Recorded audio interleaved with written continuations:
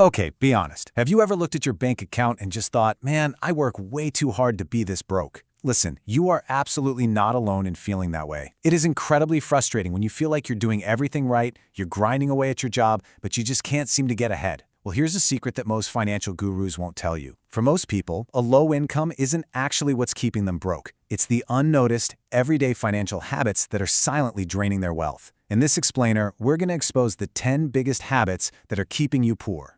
I mean, really think about this for a second. Why are so many high earners, people making six figures, living paycheck to paycheck, completely flat broke? It's a massive paradox, right? So we're going to count down the top 10 hidden financial behaviors that absolutely destroy wealth, no matter how much money you're pulling in. We'll start at number 10 and build all the way up to the number 1 absolute biggest wealth destroyer out there. You are definitely going to want to stick around for that one, because it's the single biggest reason the ultra-wealthy are where they are. Okay, let's dive into this. The legendary investor Warren Buffett completely hit the nail on the head when he said, "Chains of habit are too light to be felt until they are too heavy to be broken." And that's exactly the problem. These financial mistakes don't announce themselves. They just sneak up on you, quietly becoming your normal routine until suddenly you're totally trapped.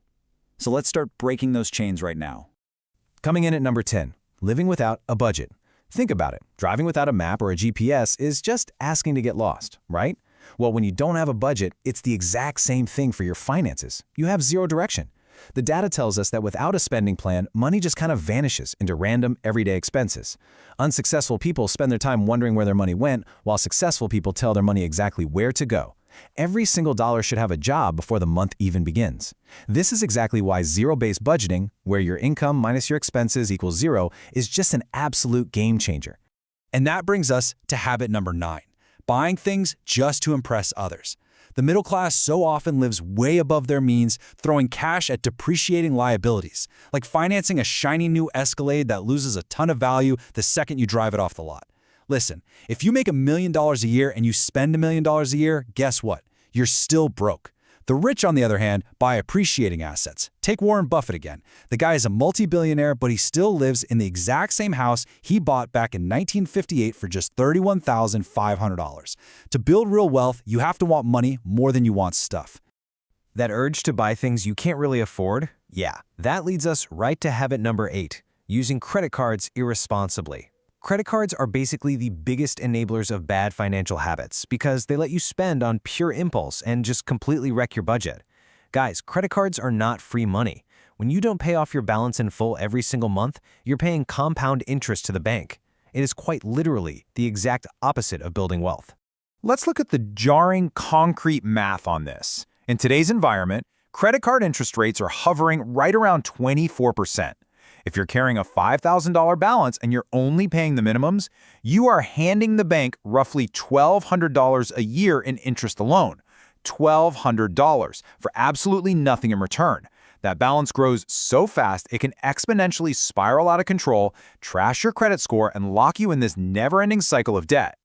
Habit number 7 is a big one. It's something most people do every single day without realizing it. Never investing. Look, saving your money in a bank account is a fantastic first step. But here's the hard truth. Saving alone is never going to make you wealthy. The rich don't just hoard cash under a mattress. They know that while the poor and middle class work for their money, the wealthy make their money work for them. An investment is anything you buy for future income or benefit. If you just leave all your cash sitting in a basic checking account, inflation is basically eating away at its value every single day. You're literally losing money by trying to play it safe. So why don't people invest? Well, that leads us to habit number 6, waiting for the perfect time to start. So many folks hold off on investing because they're waiting for the market to be just right, or they're waiting until they've saved up this huge lump sum of cash. But honestly, that perfect time almost never comes. By sitting on the sidelines, you are actively robbing yourself of your absolute greatest financial asset, which is time. Just remember this classic wealth-building rule. Time in the market almost always beats timing the market. The best time to plant a tree was 20 years ago. The second best time is today. But what happens when you actually start making more money? That brings us to habit number 5, lifestyle creep. You might also hear it called lifestyle inflation, and it's what happens when your spending expands right along with your income. Say you get a raise, or maybe a sweet year-end bonus. Instead of keeping your old spending habits and investing that extra cash, you instantly upgrade your life. Nicer dinners, a more expensive car, designer clothes. Upgrading your lifestyle every single time you get a raise completely neutralizes your wealth-building potential, simply because your actual savings rate never actually goes up. Habit number 4 is this incredibly subtle but massive psychological trap: spending before you save. The broke mindset operates exactly like this. You pay all your bills, you buy all the things you want, and then you promise yourself you'll save whatever is left over at the end of the month. But guess what happens? There's never anything left. The wealthy mindset completely flips this on its head. They prioritize paying themselves first. They take their investments and savings out the very second they get paid, routing that money away before they even see it. Then, they force themselves to live on whatever is left over. All right, we're entering the top 3. These are the heavy hitters. Let's slow down for a second and look at habit number 3, not learning financial skills. Really think about this for a minute. So many of us spend years, sometimes even decades, studying for a career just to earn a living. But we spend 0 hours studying the very thing we work so hard to get: money. Robert Kiyosaki pointed out that in our early years, we really need to work to learn, not just to earn. If you avoid basic financial education, you're practically setting yourself up to be a victim of a system you just don't understand. Habit number 2 is incredibly common and surprisingly dangerous, depending on a single income source. Relying entirely on one paycheck leaves you so incredibly vulnerable. If an economic downturn hits, or there are sudden layoffs at your company, your entire financial stability can literally vanish overnight. The wealthy understand that having multiple streams of income provides serious security and completely uncaps your financial growth. Now, this doesn't mean you need to go out and get a second full-time job. Simple things like starting a freelance side hustle, earning dividends from your investments, or even renting out a spare room. These are all ways the wealthy start diversifying their income streams. So, the crucial point is the absolute biggest wealth destroyer out there. Habit number 1, ignoring the power of compound interest. Now, what's really interesting about this is the math behind money making its own money. If there is one single thing that separates the super wealthy from everybody else, it's realizing that small growth acts as the fuel for massive future growth. When you look at an 8% return, it barely looks any different from a 3% return, or even zero interest in those first few years. But jump ahead 15, 20, or 30 years, that curve goes completely parabolic. Your money starts making money, and then that new money turns around and makes even more money. It's like a runaway train of wealth. If you aren't participating in this, you are fighting a losing battle against inflation. To prove just how wild compound interest really is, let's look at Warren Buffett again.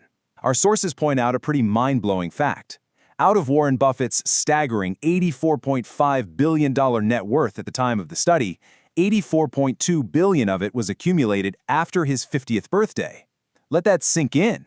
And $81.5 billion came after he actually qualified for Social Security in his mid-60s.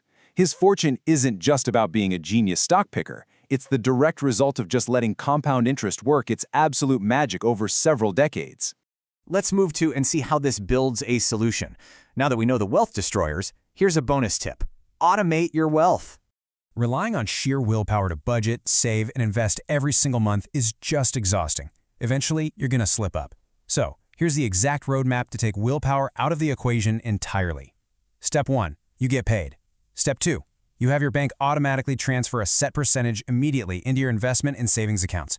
You shouldn't even see it hit your checking account. Step 3, set all your fixed utility and housing bills to auto-pay. Step 4, whatever is left over in the account is your guilt-free spending money. Automating this whole process instantly cures the urge to spend before you save, and it guarantees that you're paying yourself first without ever even having to think about it. Wow, okay, we have covered a ton of ground today. But here is the really great news. Just by watching this explainer and learning about these hidden wealth destroyers, you're already light years ahead of most people out there. Spotting these habits is the very first step to breaking them for good. So I really want to hear from you. Which of these 10 habits surprised you the most? Drop it in the comments below.